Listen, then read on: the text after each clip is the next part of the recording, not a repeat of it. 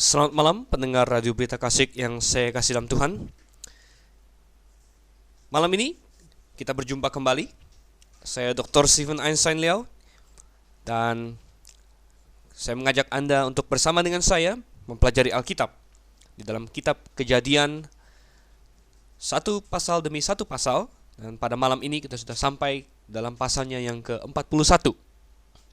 Seperti yang sudah Anda ketahui mungkin, bahwa acara ini kita sebut Mutiara Kebenaran, karena kita memang mencari kebenaran yang kita berikan nilai sedemikian tinggi, bahkan bisa kita setarakan secara duniawi dengan mutiara-mutiara yang sedemikian indahnya.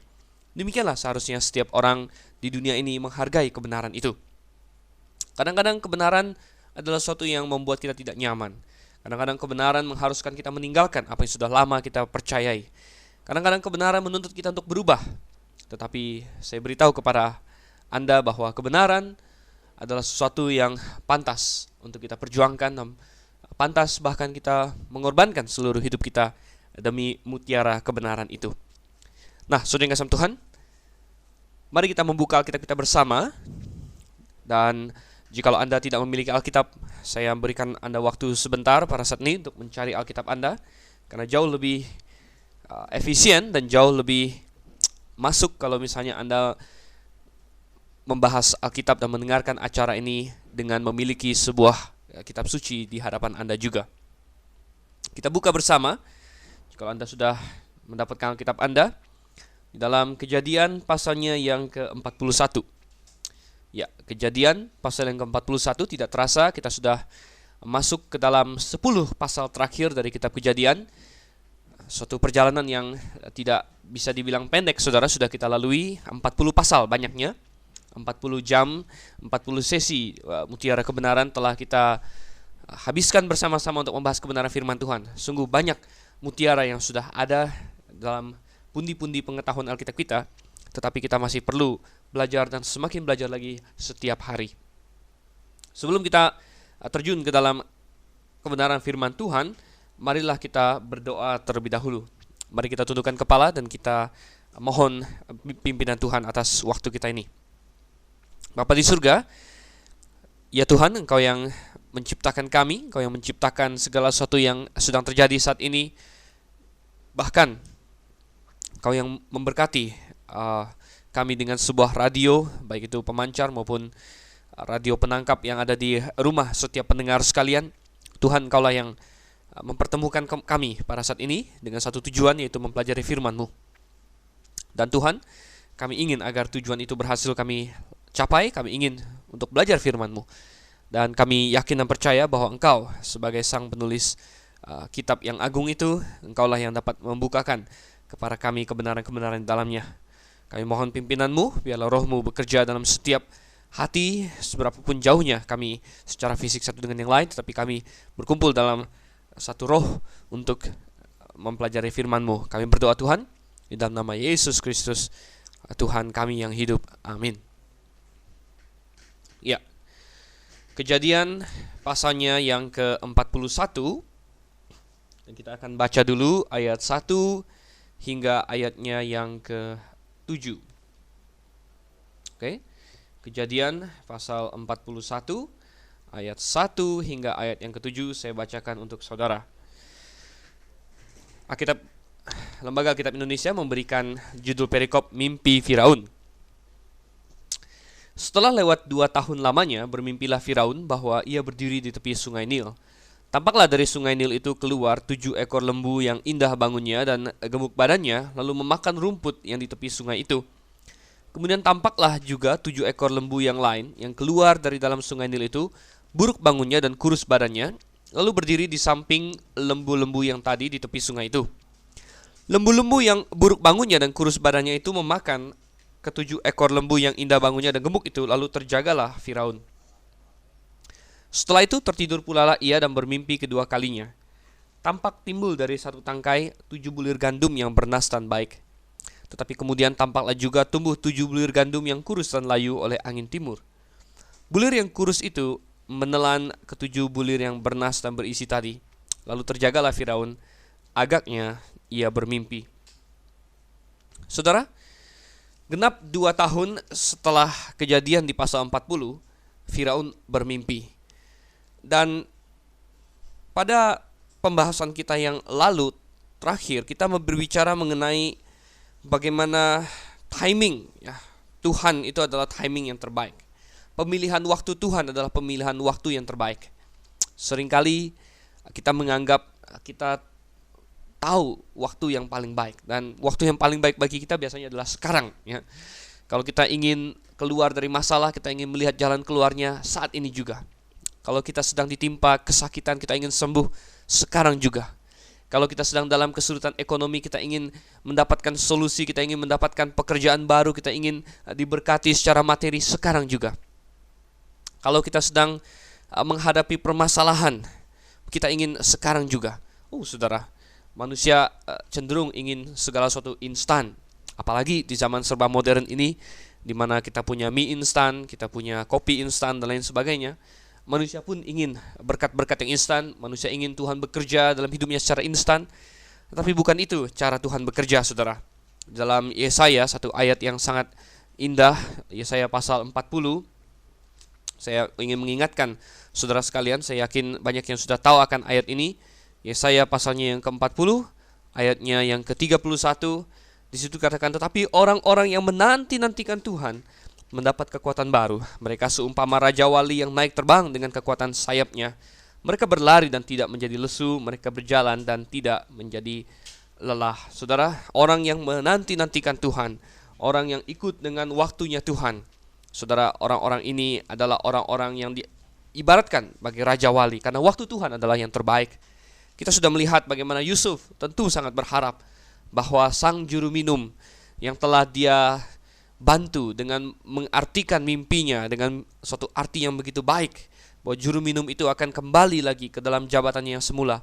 Yusuf penuh harap bahwa juru minum itu dapat segera membebaskan dia.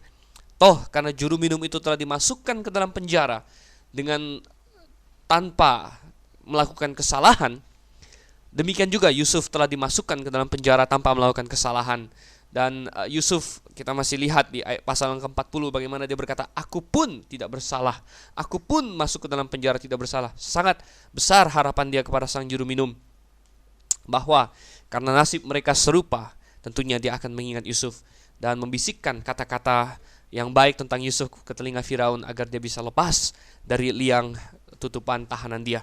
Tapi saudara, sang juru minum ini lupa ya. Mungkin dia merasa tidak begitu penting. Toh seorang tawanan Ibrani ya, siapakah yang peduli dengan dia ya. Mungkin dia berpikir bahwa karena dia baru saja diangkat ke posisinya semula, dia tidak boleh terlalu banyak meminta bantuan dari Firaun ya, supaya baiklah dia harus low profile dulu dan lain sebagainya. Tapi lama-kelamaan intinya dia melupakan Yusuf, saudara.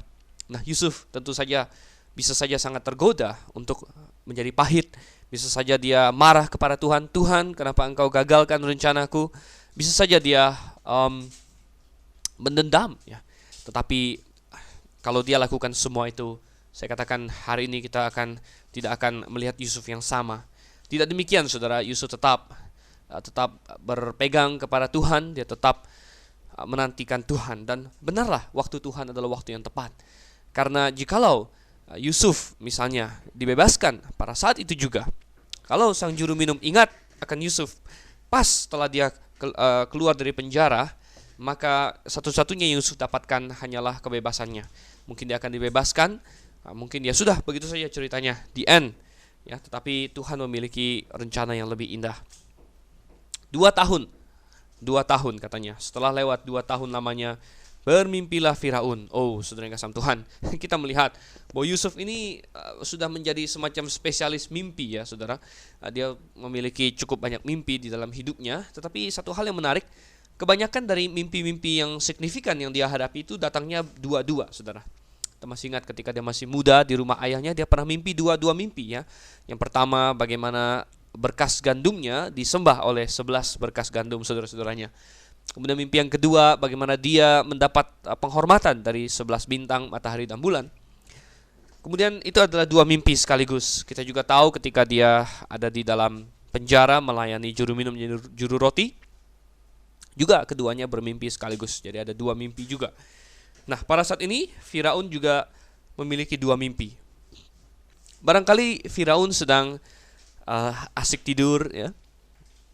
Kemudian dia mulai bermimpi. Pada awalnya mungkin mimpinya biasa-biasa, mungkin dia sedang jalan-jalan di Sungai Nil, tetapi tiba-tiba mimpinya itu menjadi jauh lebih nyata dan seolah-olah mengambil suatu makna yang lebih dalam lagi.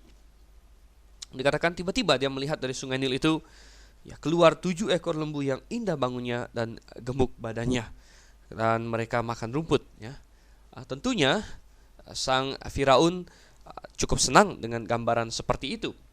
Bagaimanapun juga dewa orang Mesir menganggap lembu sebagai perwujudan dari dewa Isis, ya, dewa kesuburan. Sehingga untuk melihat 7 ekor lembu yang keluar yang sangat indah tentunya merupakan sesuatu yang menyenangkan bagi Firaun dan menunjukkan tentang kesuburan dari Mesir itu sendiri. Dan kita tahu Mesir di zaman kuno memang adalah tanah yang sangat subur, terutama karena dialiri oleh satu sungai yang sangat besar, Sungai Nil. Bahkan kota-kota penting dari Mesir ada di sekitar delta Sungai Nil. Dan kita tahu bahwa Mesir telah memainkan peran yang cukup penting di dalam ekspor makanan ke negara-negara tetangganya pada zaman dahulu kala. Nah, Firaun tentunya senang melihat lembu-lembu itu keluar, tetapi ada satu hal yang mengagetkan dia tentunya ketika ada 7 ekor lembu yang lain keluar dari dalam Sungai Nil itu. Dan berlawanan sekali dengan yang sebelumnya, yang kali ini adalah lembu-lembu yang kurus sekali katanya, ya, buruk bangunnya. Lebih kaget lagi Firaun ketika 7 ekor lembu yang buruk ini memakan lembu yang bagus badannya itu, saudara. Wah, tentu ini suatu hal yang sangat mengejutkan, ya. Dan ini hanya bisa terjadi dalam mimpi tentunya, ya. Karena lembu tidak makan lembu, saudara, ya. Mereka makan rumput, tetapi 7 ekor lembu yang sangat kurus ini memakan 7 ekor lembu yang gemuk. Saking kagetnya Firaun, dia terbangun dari mimpi itu, ya. Mungkin dia bertanya-tanya apa maksudnya dan lain sebagainya, tetapi karena ngantuk dia tertidur lagi. Dan ketika ia tertidur lagi, maka datanglah mimpi yang kedua. Dan di dalam mimpi yang kedua itu katanya sama seperti yang pertama. Pertama ada 7 bulir gandum yang bernas dan baik. Tentu gandum juga merupakan makanan utama orang-orang di daerah itu. Sama seperti kalau di Indonesia sini mungkin ada bernas-bernas padi, karena kita makan nasi, ya. Orang sana makan gandum yang akan diolah menjadi roti. Nah, kemudian kita lihat di sini bahwa ada 7 bulir gandum yang kurus dan layu oleh angin timur. Kita tahu sebelah timur dari Mesir ada daerah-daerah padang gurun, sehingga angin timur selalu adalah angin yang kering, angin yang mematikan, angin yang membuat kurus kerontang. Dan benarlah ada 7 bulir gandum yang kurus, yang layu. Tetapi lebih aneh lagi dari mengenai hal lembu, di mana lembu adalah makhluk yang memang ada mulut bisa makan. 7 bulir gandum ini memakan, ya, menelan ke-7 bulir yang baik. Dan ini begitu mengejutkan Firaun sehingga dia terjaga lagi. Nah, saudara, kita melihat ayatnya yang ke-8 sampai ayatnya yang ke-13. Saudara, kita lanjutkan ayat 8 hingga ayat yang ke-13. Pada waktu pagi, gelisahlah hatinya, lalu disuruhnyalah memanggil semua ahli dan semua orang berilmu di Mesir. Firaun menceritakan mimpinya kepada mereka, tetapi seorang pun tidak ada yang dapat mengartikannya kepadanya. Lalu berkatalah kepala juru minuman kepada Firaun, "Hari ini aku merasa perlu menyebutkan kesalahanku yang dahulu. Waktu itu tuanku Firaun murka kepada pegawai-pegawainya dan menahan aku dalam rumah pengawal istana beserta dengan kepala juru roti. Pada satu malam juga kami bermimpi, aku dan kepala juru roti itu masing-masing mempunyai mimpi dengan artinya sendiri. Bersama-sama dengan kami ada di sana seorang muda Ibrani, hamba kepala pengawal istana itu. Kami menceritakan mimpi kami kepadanya, lalu diartikannya kepada kami mimpi kami masing-masing. Dan seperti yang diartikannya itu kepada kami, demikianlah pula terjadi. Aku dikembalikan ke dalam pangkatku dan kepala juru roti itu digantung." Ya, sungguh saudara, Firaun merasa sangat gelisah dua mimpi yang sedemikian serupa tetapi juga berbeda ini seolah-olah merongrong pikirannya. Dia tidak bisa tidak untuk merasa ada signifikansi yang sangat penting dari kedua mimpi yang dia dapatkan ini. Dan memang saudara yang kasih Tuhan, di dalam zaman dahulu kala kadang-kadang Allah berfirman melalui mimpi, ya. Dan itu adalah hal-hal yang Tuhan lakukan sebelum kedatangan Kristus. Seperti yang dikatakan oleh kitab Ibrani bahwa coba kita buka Ibrani pasal 1, Saudara. Kita lihat Ibrani pasal 1 ayat 1. Setelah pada zaman dahulu Allah berulang kali dalam berbagai cara berbicara kepada nenek moyang kita dengan perantaraan nabi-nabi, maka pada zaman akhir ini Ia telah berbicara kepada kita dengan perantaraan anaknya yang telah Ia tetapkan sebagai yang berhak menerima segala yang ada. Dari ayat ini, Ibrani 1 ayat 1 dan 2, kita melihat adanya progresi cara Tuhan berkomunikasi dengan manusia. Bagaimana dahulu kala Tuhan menggunakan berbagai cara katanya, termasuk salah satunya nabi-nabi, dan termasuk juga salah satunya adalah mimpi. Tuhan pernah memakai mimpi, tetapi kita harus ingat bahwa ayat ini mengajarkan adanya progresi pewahyuan, di mana ada cara-cara baru yang lebih baik yang Tuhan pakai. Puncaknya adalah dengan Yesus Kristus sendiri. Tapi saudara, Yesus Kristus tidak lagi bersama kita secara fisik di bumi pada saat ini. Jadi bagaimana lagi Tuhan berbicara kepada kita? Maka kita dapatkan bahwa pada zaman ini Tuhan berbicara kepada manusia melalui firman-Nya, Alkitab. Jadi kita lihat, pendengar sekalian yang saya kasih dalam Tuhan, bahwa pada hari ini kita tidak mengharapkan untuk mendapatkan firman Tuhan dari mimpi, dari visi, dari penglihatan dan lain sebagainya. Apa yang terjadi pada zaman Firaun tidak kita harapkan untuk terjadi lagi pada zaman ini. Ya, itulah sifat dari wahyu yang progresif.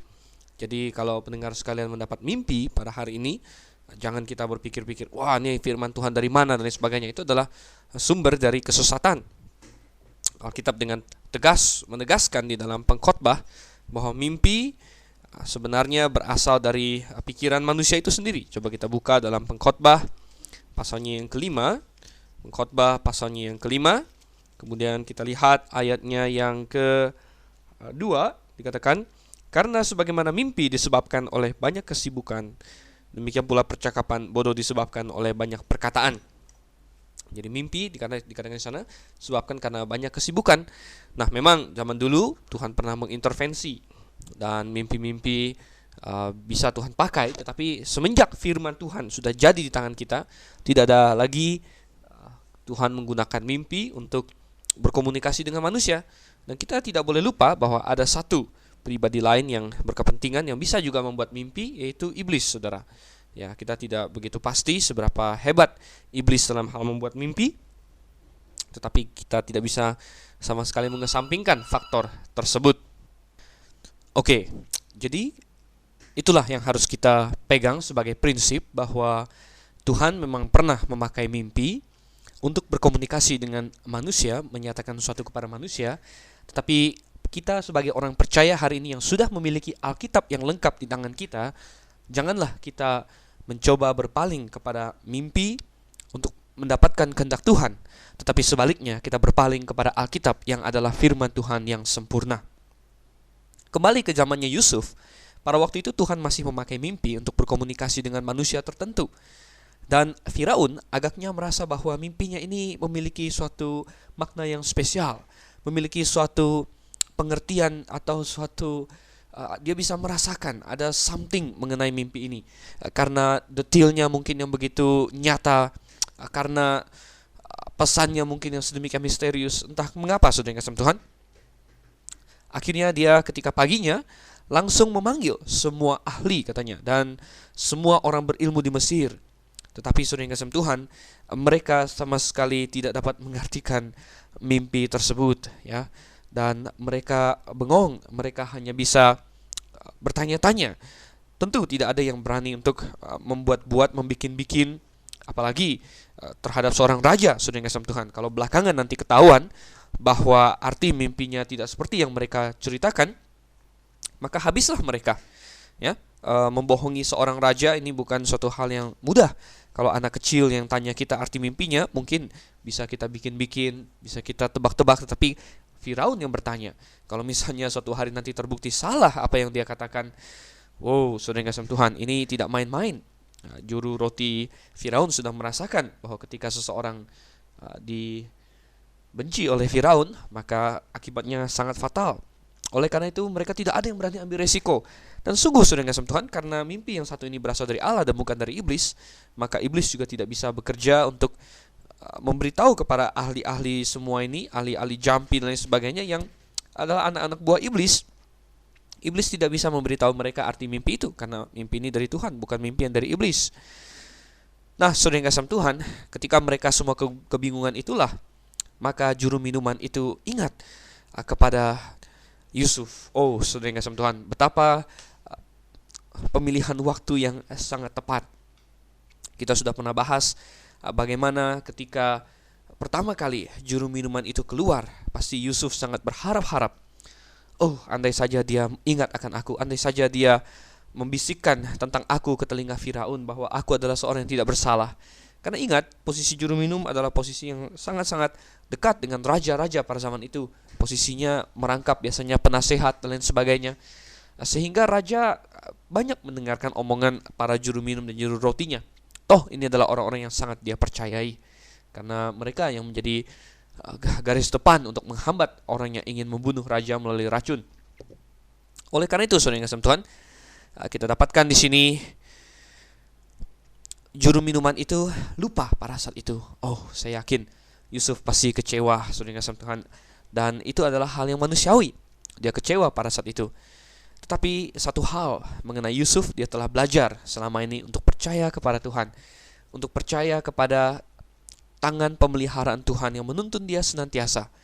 Dan kepercayaannya itu ditunjukkan dengan sikap dia tidak mengeluh, dengan sikap dia tidak menyalahkan Tuhan, dengan sikap dia tidak lalu menjadi pahit hati, kemudian bahkan berbalik melawan Tuhan. Tidak. Semua itu tidak dia lakukan. Dia terus menanti, dan 2 tahun kemudian barulah saudara si juru minum ini ingat akan Yusuf. Tetapi betapa timing pemilihan waktu yang begitu tepat. Kalau pada saat dia keluar langsung dia ingat Yusuf, dia bisikan ke telinga Firaun, apa yang terjadi? Mungkin Firaun bisa saja membebaskan Yusuf pada saat itu. Tetapi kebebasan itulah satu-satunya yang diperoleh oleh Yusuf. Sedangkan justru pada saat inilah Yusuf memiliki kesempatan untuk bersinar, untuk menunjukkan kebolehannya di hadapan Firaun yang adalah penguasa negara superpower pada saat itu, Mesir, saudara. Baik. Nah, coba kita lihat di sini. Dan juru minum itu ingat dan menyinggung tentang Yusuf. Dia cerita bagaimana dulu dia pernah mimpi bersama dengan juru roti, dan mimpi mereka itu ditafsirkan oleh seorang Ibrani, katanya. Ya, dikatakan di situ menahan aku, ya, bersama dengan juru roti, dan bersama kami ada seorang muda Ibrani di ayat yang ke-12. Dan si juru minum bersaksi bagaimana sang Ibrani yang muda ini, dia bisa dengan tepat sekali memprediksikan dan mengartikan mimpi mereka yang akhirnya menjadi kenyataan. Oh, saudara yang kasih Tuhan, mari kita lanjutkan sekarang ayatnya yang ke-14 hingga ayatnya yang ke-24. Saya bacakan pasal 41 Kejadian ayat yang ke-14 hingga ayat yang ke-24. Kemudian Firaun menyuruh memanggil Yusuf, segeralah ia dikeluarkan dari tutupan. Ia bercukur dan berganti pakaian lalu pergi menghadap Firaun. Berkatalah Firaun kepada Yusuf, aku telah bermimpi dan seorang pun tidak ada yang dapat mengartikannya. Tetapi telah kudengar tentang engkau, hanya dengan mendengar mimpi saja engkau dapat mengartikannya. Yusuf menyahut Firaun, bukan sekali-kali aku, melainkan Tuhan juga yang akan memberitakan kesejahteraan kepada tuanku Firaun. Lalu berkatalah Firaun kepada Yusuf, dalam mimpiku itu aku berdiri di tepi sungai Nil. Lalu tampaklah dari sungai Nil itu keluar 7 ekor lembu yang gemuk badannya dan indah bentuknya dan makan rumput yang di tepi sungai itu. Tetapi kemudian tampaklah juga keluar 7 ekor lembu yang lain. Kulit pemalut tulang, sangat buruk bangunnya dan kurus badannya. Tidak pernah kulihat yang seburuk itu di seluruh tanah Mesir. Lembu yang kurus dan buruk itu memakan ke-7 ekor lembu gemuk yang mula-mula. Lembu-lembu ini masuk ke dalam perutnya, tetapi walaupun telah masuk ke dalam perutnya, tidaklah kelihatan sedikit pun tandanya.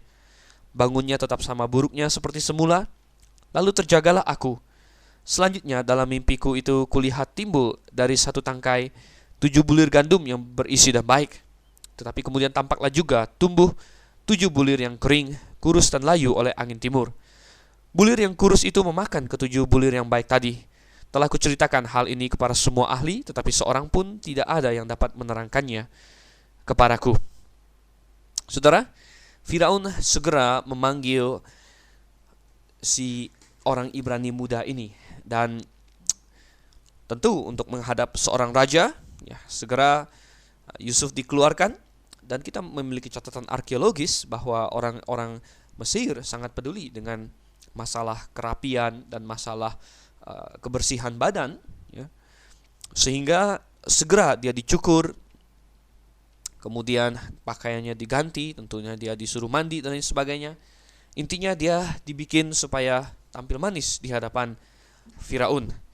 Tentu waktu yang diperlukan cukup dipersingkat karena Firaun tentunya menanti, tidak begitu sabar, ya.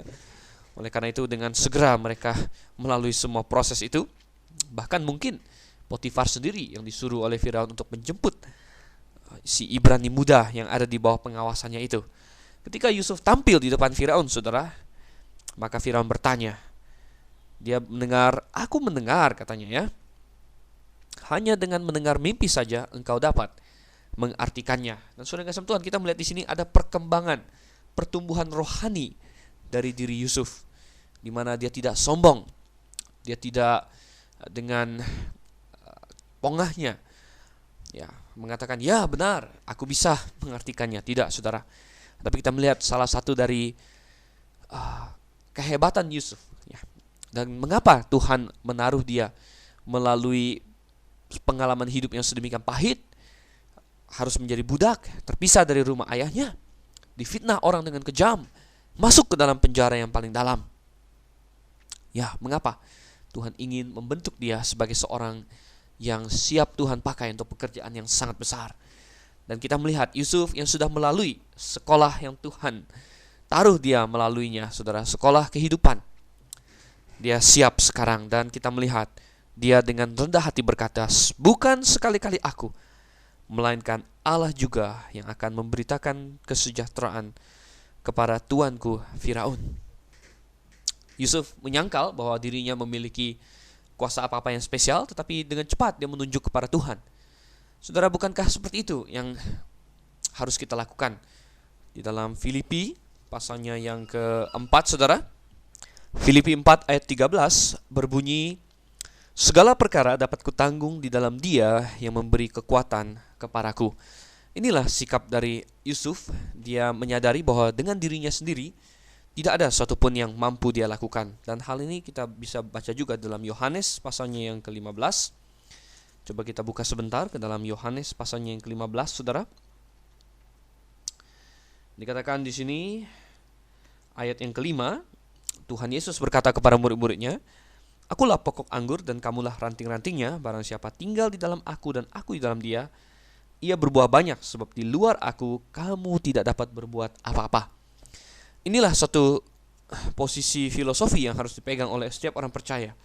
Di luar Yesus aku tidak mampu melakukan apa-apa. Tidak ada yang baik dari diriku. Tidak ada sesuatu yang bisa aku perlihatkan kepada Allah sehingga aku bisa dianggap benar. Tidak. Aku berada di dalam Yesus, oleh karena itulah aku dibenarkan. Dan segala kemampuanku itu semuanya adalah berkat dan karunia dari Tuhan. Segenap harta bendaku adalah berkat karunia dari Tuhan. Ada begitu banyak orang hari ini yang seolah-olah dengan sombongnya berkata, untuk apa saya memberi persepuluhan kepada Tuhan? Untuk apa saya memberi persembahan kepada Tuhan? Toh ini saya yang bekerja keras. Oh, saudara kasih Tuhan, kita katakan bahwa benar engkau bekerja, tetapi Tuhanlah yang memberikan semuanya itu. Baik kesehatan, baik tenaga, baik lapangan pekerjaan, baik kesempatan. Itu semua adalah berkat Tuhan. Oleh karena itu sebagai orang yang percaya, saudara yang kasih Tuhan, kita sangat bersyukur kepada Tuhan untuk semua itu. Nah, Yusuf juga berkata, bukan sekali-kali aku, melainkan Allah. Allah yang akan memberitakan kesejahteraan kepada tuanku Firaun. Menarik sekali, sampai dengan saat ini, setiap kali Yusuf membuka mulutnya, dia selalu berbicara mengenai Allah. Coba kita lihat beberapa kesempatan ya, di dalam Kejadian pasal yang ke-39 ayatnya yang ke-9 ya, ayat yang ke-8 dan yang ke-9, ketika istri Potifar menggoda dia untuk tidur dengan dia, apa jawaban dari Yusuf? Kita bisa baca dari ayat yang ke-8 dan yang ke-9. Dengan bantuanku, tuanku tidak lagi mengatur apa yang ada di rumah ini, dan ia telah menyerahkan segala miliknya pada kekuasaanku. Bahkan di rumah ini ia tidak lebih besar kuasanya daripadaku, dan tiada yang tidak diserahkannya kepadaku selain daripada engkau, sebab engkau istrinya. Bagaimanakah mungkin aku melakukan kejahatan yang besar ini dan berbuat dosa terhadap Allah? Sungguh, saudara, dia menyebut Allah di sini. Di pasal yang ke-40, ketika dua juru minum dan juru roti raja Firaun minta diceritakan mimpinya, kita lihat jawab Yusuf dalam Kejadian 40 ayat yang ke-8. Lalu kata Yusuf kepada mereka, bukankah Allah yang menerangkan arti mimpi?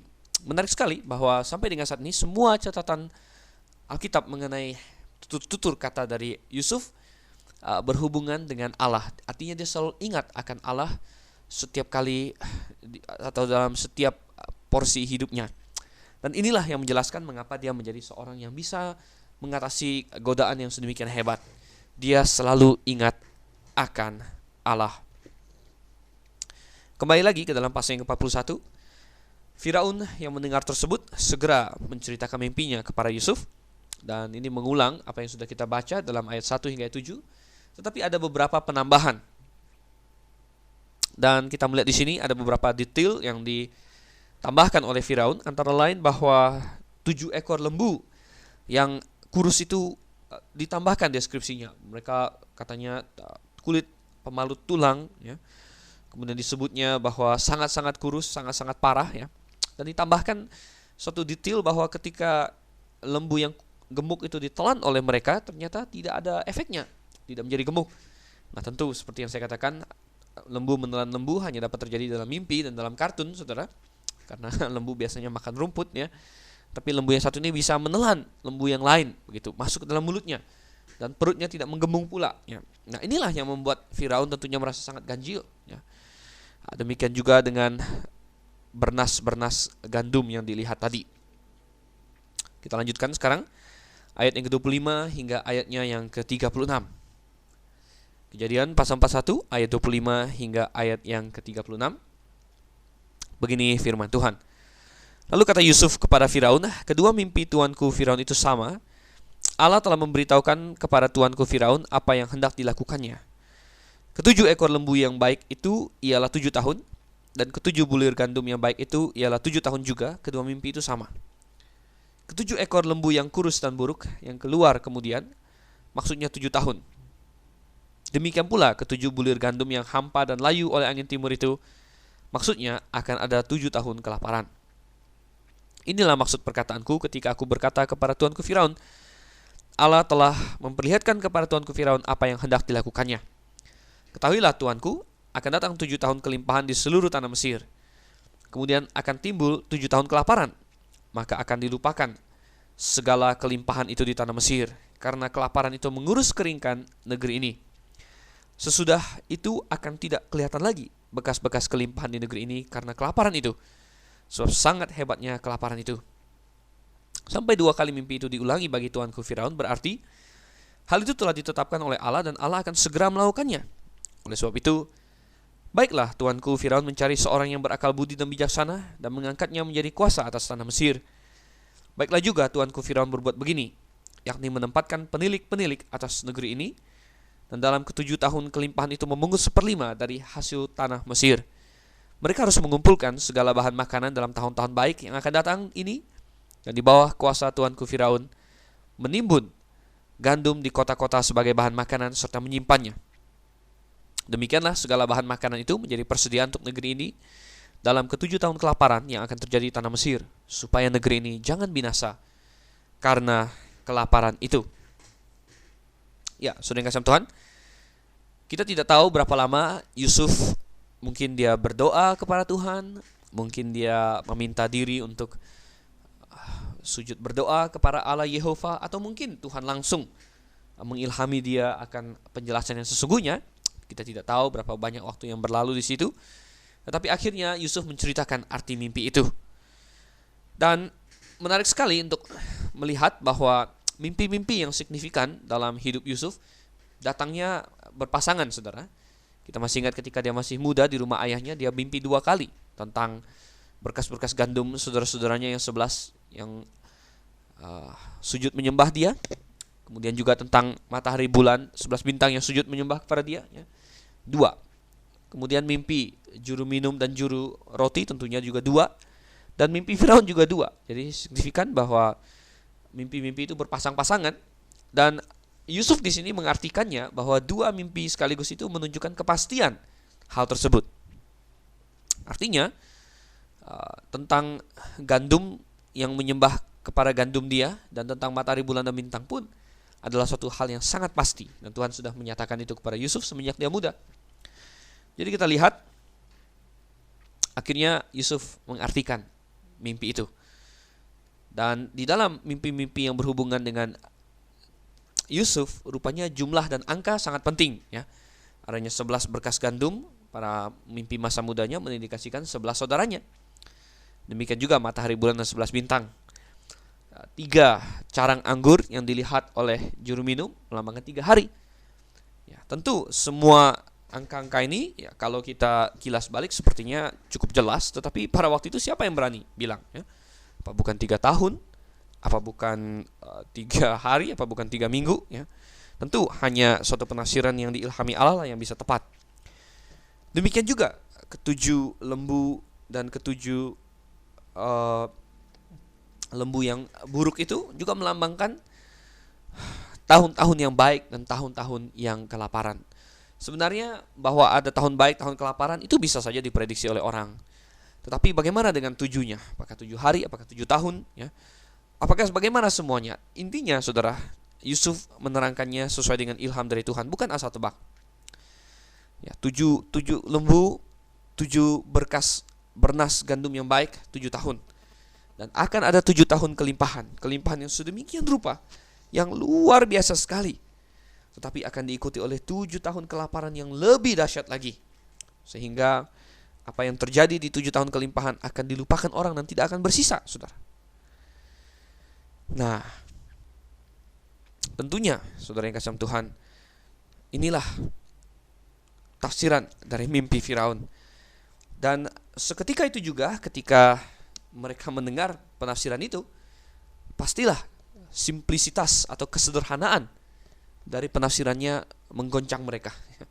Kadang-kadang kita bisa tahu bahwa suatu jawaban itu pasti benar karena memang begitu simpelnya, begitu, untuk membuka misteri yang tadinya sudah begitu lama dipikirkan. Tetapi bukan berarti bahwa semua orang lalu bisa menemukan yang simpel itu. Sesuatu tampak simpel ketika sudah ada orang lain yang melakukannya. Ketika kita disuruh untuk melakukannya, ya tidak bisa. Demikian juga para ahli ilmu jampi di Mesir, mungkin ketika mereka mendengar Yusuf mengartikan, oh simpel sekali, 7 tahun, gemuk, lembu gemuk, ya 7 tahun kelimpahan, lembu kurus 7 tahun kelaparan, wah klop sekali, sepertinya simpel. Tetapi saudara kasih Tuhan, sebelum Yusuf menunjukkannya, tidak ada yang berpikir itu simpel. Saya pernah dengar cerita bahwa Christopher Columbus yang menemukan benua Amerika pernah dikritik oleh orang-orang sezaman dia. Mereka berkata, penemuanmu adalah penemuan yang tidak begitu berharga. Mengapa? Karena begitu simpel. Anda tinggal berlayar saja, toh nyampe juga, gitu. Tapi Columbus kemudian menantang mereka. Dia bilang, itu terlihat sederhana karena saya sudah lakukan. Coba suruh kalian yang lakukan sebelum ada orang tahu di situ ada benua Amerika. Dan kemudian Columbus menantang mereka. Oke, kalau kalian lihat begitu, coba. Dia keluarkan beberapa biji telur, saudara. Dan dia katakan, coba, siapa yang bisa membuat telur ini berdiri di ujungnya? Wah, semua mencoba mendirikan telur itu di ujungnya, saudara. Padahal kita tahu telur kalau kita dirikan tegak, ya kalau kita lepas tangan, maka dia akan berguling dan berbaring pada sisinya. Tidak ada yang bisa, saudara. Akhirnya mereka tanya Columbus, gimana Columbus? Columbus gampang saja. Dia mengambil telur itu, kemudian dia menekan telur itu ke meja sehingga salah satu ujungnya agak pecah, saudara. Dan karena pecah itulah, maka telur itu akhirnya bisa berdiri dengan stabil di situ. Wah, teman-temannya kecolongan, saudara. Karena memang Columbus tidak ada bilang bahwa tidak boleh dipecahkan. Dan kelihatan sederhana sekali ketika sudah ada orang yang melakukannya. Tetapi sebelum ada orang yang melakukannya, tidak ada yang terpikir. Nah, inilah saudara kasih Tuhan. Ya, jadi kita perlu berhati-hati, kita perlu memberikan kredit kepada orang yang melakukan ini. Demikian juga penafsiran mimpi oleh Yusuf ini, sungguh ini adalah pengilhaman dari Allah. Nah, Yusuf tidak selesai berbicara begitu saja. Dia menunjukkan hikmat yang ada dalam otaknya dan kemampuan administrasinya. Mungkin dia melihat para Firaun dan orang-orang sekitarnya berpandang-pandangan. Karena kelaparan adalah sesuatu yang sangat ditakuti oleh Firaun, saudara. Orang Mesir punya suatu tradisi, ya, bahwa kalau terjadi kelaparan yang panjang di negeri, maka Firaun harus berkorban untuk rakyat. Ingat, mereka percaya Firaun adalah titisan dari dewa matahari, ya. Dan mereka percaya bahwa ketika ada suatu kelaparan yang panjang yang mengancam rakyat yang tidak selesai-selesai, maka artinya dewa sedang memanggil Firaun untuk pulang. Dan Firaun yang sedang berkuasa harus mengorbankan diri dengan cara bunuh diri, dengan cara digigit oleh seekor ular kobra, dan membiarkan anak kandungnya putra mahkota untuk naik tahta. Dan orang Mesir percaya bahwa dengan demikian maka kelaparan akan dilenyapkan, ya, karena Firaun telah mengorbankan dirinya demi rakyat. Nah, jelas bahwa hal seperti ini tidak disukai oleh Firaun, ya. Oleh karena itu, adanya suatu nubuatan bahwa akan ada 7 tahun kelaparan yang sedemikian hebat atas negeri itu, tentunya membuat Firaun agak sedikit bergidik, saudara. Dan mungkin mereka berpandang-pandangan satu dengan yang lain cukup lama, tidak tahu apa yang harus dikatakan. Jelas bagi mereka bahwa arti dari mimpi itu memang benar demikian. Tetapi bagaimana untuk menanggulanginya? Nah, disinilah Yusuf terus berbicara, dan dia berkata, dia mengusulkan bahwa harus diangkat, katanya, seorang pemimpin, seorang kepala, seorang administrator ulung yang berkuasa atas tanah Mesir. Dan orang itu harus memaksa rakyat untuk menyimpan, untuk menabung selama tahun-tahun kelimpahan. Dan Yusuf sudah mengkalkulasikan dengan cepat bahwa kira-kira 20% dari total output, total produksi tahun-tahun kelimpahan, kalau disimpan tahun demi tahun akan cukup untuk bisa disimpan sampai dengan 7 tahun kelaparan itu. Dan saudara kasih Tuhan, tidak ada suatu indikasi di sini bahwa Yusuf memaksudkan dirinya sendiri. Dia hanya sekedar ingin memberikan suatu saran yang baik, ya. Tetapi coba kita baca dari ayat 37 hingga ayatnya yang ke-45 saat ini. Ayat 37 hingga ayat 45. Usul itu dipandang baik oleh Firaun dan oleh semua pegawainya. Lalu berkatalah Firaun kepada para pegawainya, "Mungkinkah kita mendapat orang seperti ini, seorang yang penuh dengan roh Allah?" Kata Firaun kepada Yusuf, "Oleh karena Allah telah memberitahukan semuanya ini kepadamu. Tidaklah ada orang yang demikian berakal budi dan bijaksana seperti engkau. Engkaulah menjadi kuasa atas istanaku, dan kepada perintahmu seluruh rakyatku akan taat. Hanya tahta inilah kelebihanku daripadamu." Selanjutnya Firaun berkata kepada Yusuf, "Dengan ini aku melantik engkau menjadi kuasa atas seluruh tanah Mesir." Sesudah itu Firaun menanggalkan cincin meterainya dari jarinya dan mengenakannya pada jari Yusuf. Dipakaikannya lah kepada Yusuf pakaian daripada kain halus, dan digantungkannya kalung emas pada lehernya.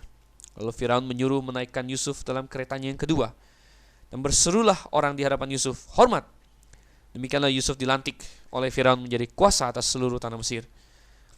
Berkatalah Firaun kepada Yusuf, "Akulah Firaun, tetapi dengan tidak setahumu seorang pun tidak boleh bergerak di seluruh tanah Mesir."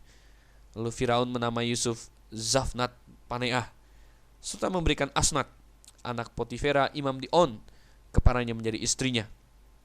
Demikianlah Yusuf muncul sebagai kuasa atas seluruh tanah Mesir.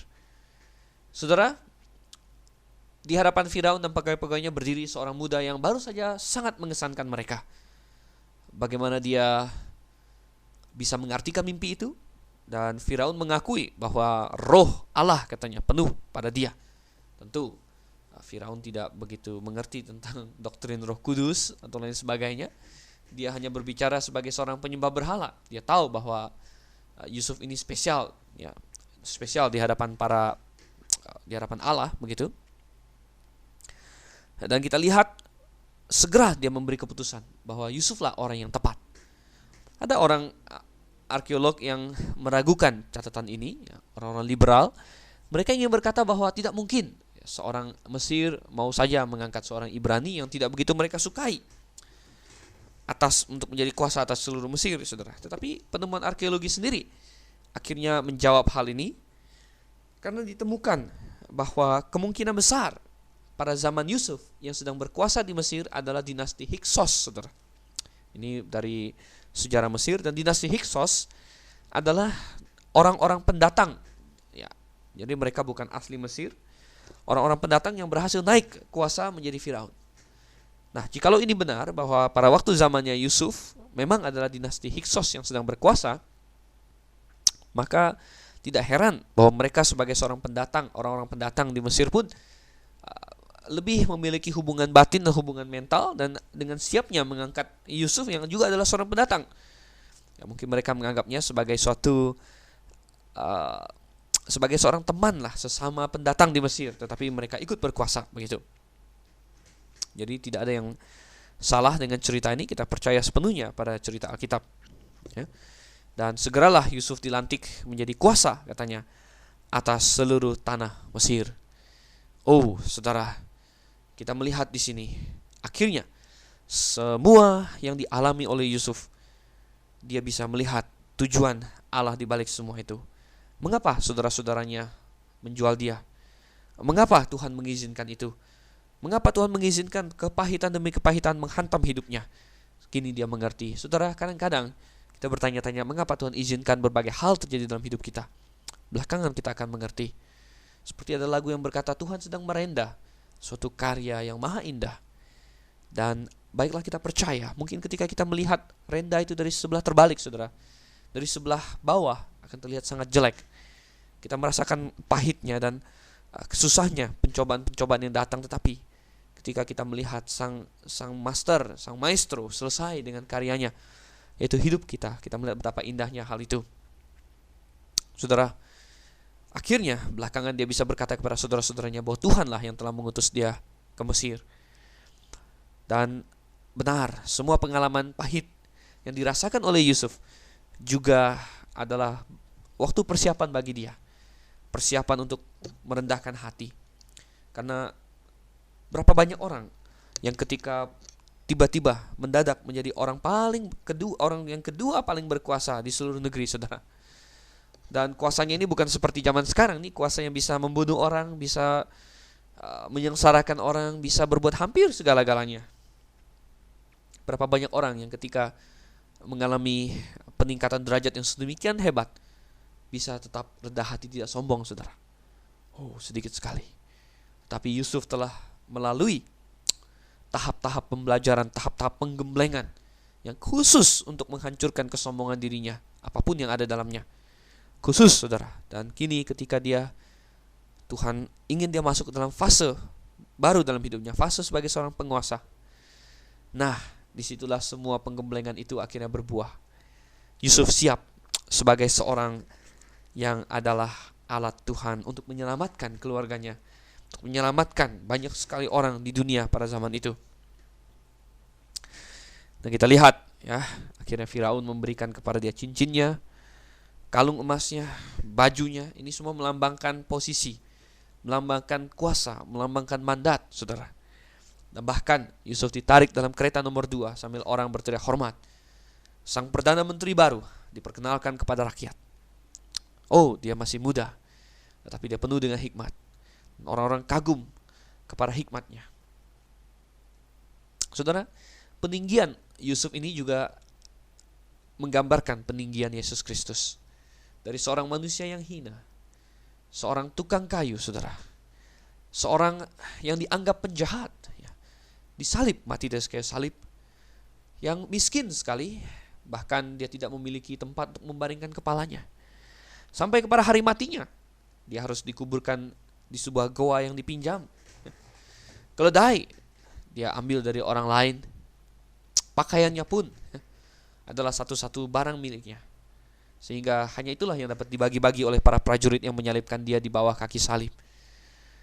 Oh, saudara, tetapi kemudian dia ditinggikan. Dia kembali kepada posisinya sebelum dia menjadi manusia. Pribadi kedua Allah, Yesus Kristus, Anak Allah.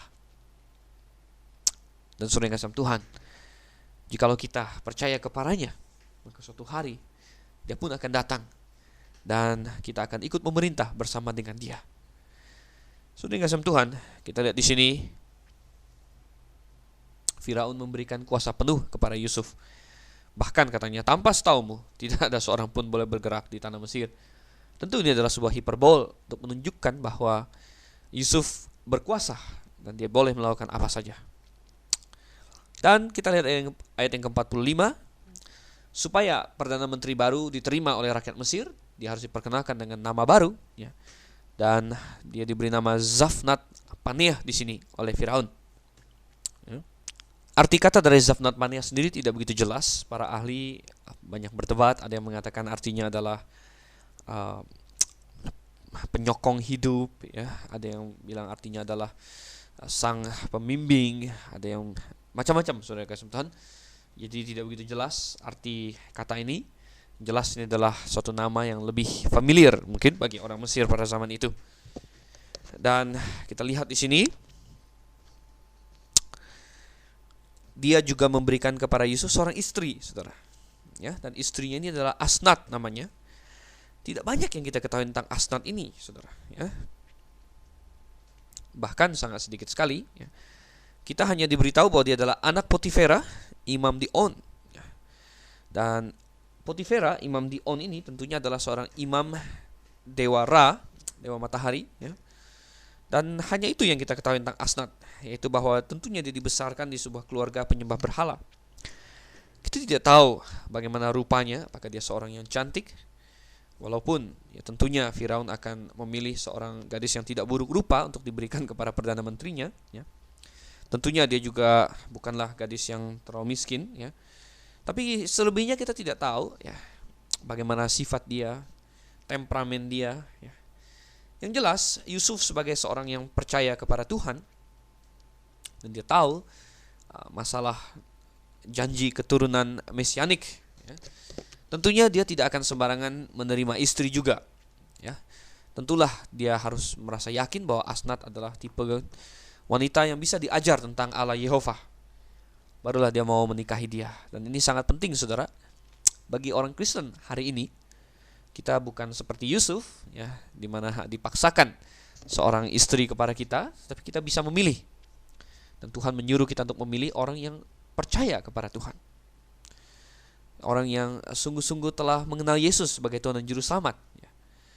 Ada orang yang pernah membuat suatu lelucon, berkata kalau ada orang Kristen yang menikah dengan orang non-Kristen, maka dia akan bentrok dengan mertuanya. Maksudnya mertua di sini adalah iblis, saudara. Karena bagi orang-orang yang tidak percaya, maka iblislah Allah mereka. Iblislah bapak mereka. Sedangkan bagi orang yang percaya, Tuhanlah bapak kita. Jadi kalau kita menikah dengan orang yang tidak percaya, kita akan ada masalah dengan mertua rohani dari pasangan, ya. Karena dia masih dianggap sebagai bukan anak Tuhan, masih anak dunia ini, anak iblis. Nah, tentu kita ingin dia bertobat, tetapi bukan dengan cara menikahinya dulu baru berharap-harap dia bertobat.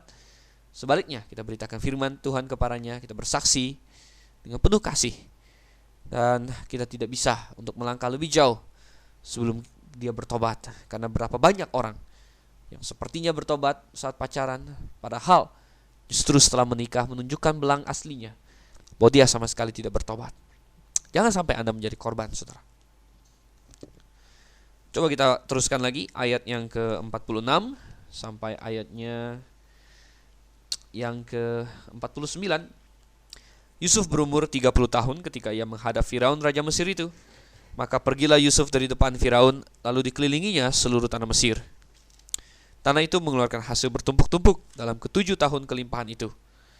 Maka Yusuf mengumpulkan segala bahan makanan ke-7 tahun kelimpahan yang ada di tanah Mesir, lalu disimpannya di kota-kota.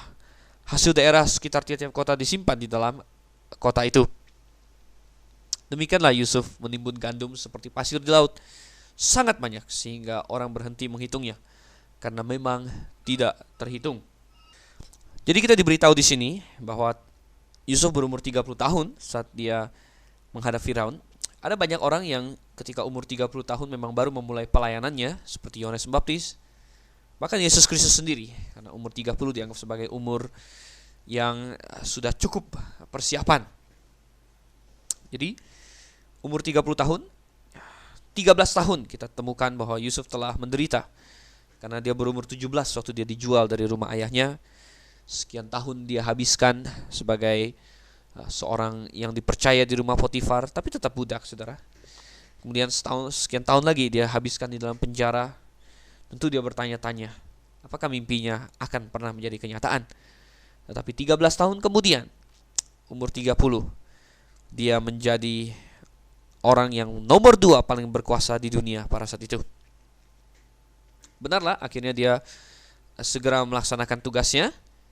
Dia keliling Mesir, dia bikin suatu undang-undang bagi rakyat bahwa mereka harus menyerahkan 1/5 dari gandum mereka, yang mungkin juga dibeli oleh Firaun, ya, tetapi tentu kalau dibeli oleh Firaun pun uangnya hasil pajak, ya.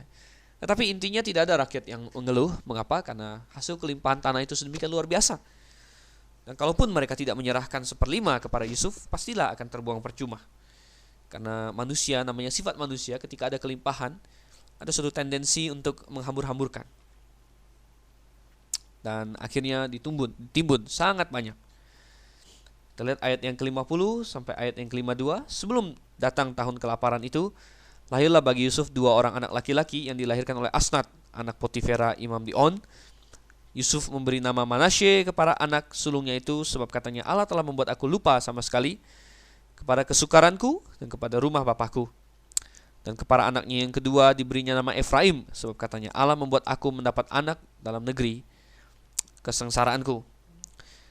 Ini ada 2 anak dari Yusuf, Manasye dan Efraim. Manasye sendiri artinya lupa, dan Efraim artinya berbuah, ya, subur.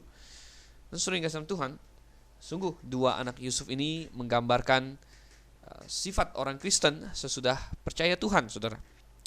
Kita tahu bahwa Asnat sendiri, ya, karena Yusuf adalah tipologi Kristus, maka Asnat adalah tipologi dari gereja, di mana jemaat yang akan menjadi mempelai wanita Kristus juga adalah seorang yang dulunya berasal dari latar belakang penyembahan berhala, penyembahan palsu. Dia dibesarkan di rumah imam di On, Potifera. Demikian juga kita yang telah diselamatkan dulunya, kita berasal dari rumah bapa kita iblis, menyembah patung-patung, menyembah sesuatu yang palsu. Tetapi ketika kita bertemu dengan Kristus, sebagaimana Asnat bertemu dengan Yusuf, maka itu semua berubah dan dia mengikuti suaminya. Bahkan dia melahirkan 2 orang anak, lupa dan berbuah. Demikian juga setiap orang percaya, dia harus melupakan sifat-sifat lamanya, menanggalkan manusia lama dan memakai manusia baru dan berbuah banyak bagi Tuhan. Kita lihat ayat yang ke-53 hingga ke-57.